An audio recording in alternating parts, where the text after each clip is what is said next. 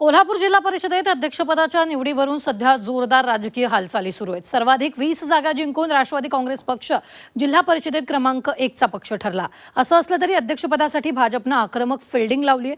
आगामी गोकुळ निवडणूक, काही वर्षांनंतर होणारी कोल्हापूर जिल्हा मध्यवर्ती बँकेची निवडणूक डोळ्यासमोर ठेवून भाजप राष्ट्रवादीला कोंडीत पकडण्याच्या रणनीती असल्याची चर्चा आहे।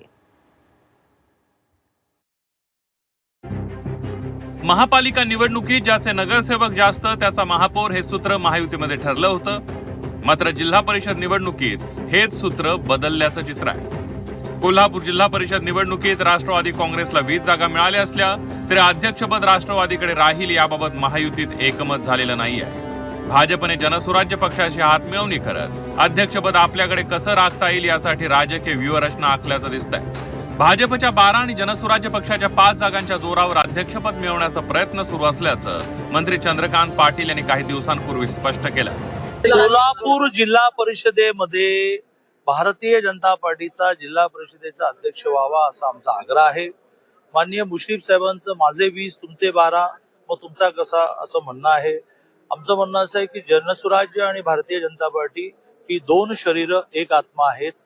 ते 12 अधिक 6 18 मिळून आम्हाला काउंट। नुकत्याच झालेल्या जिल्हा परिषद निवडणुकीत राष्ट्रवादी काँग्रेसनं काही ठिकाणी महायुतीचा धर्म पाळला नसल्याचा आरोप भाजप आणि जनसुराज्य पक्षाकडून खासगीत करण्यात येतोय। त्याच पार्श्वभूमीवर आता अध्यक्ष निवडणुकीमध्ये राष्ट्रवादीला कोंडीत पकडण्याची रणनीती राबवली जात असल्याची चर्चा राजकीय वर्तुळात रंगली आहे। महायुतीचा जो काय धर्म होता तो पाळला गेला नाही, म्हणून आता राष्ट्रवादीला या जिल्हा परिषदेच्या अध्यक्षपदाच्या निवडीत प्रचंड कोंडी केलेली आहे। खरं तर महिना उलटत आला तरी अजूनही नेत्यांची बैठक झाली नाही।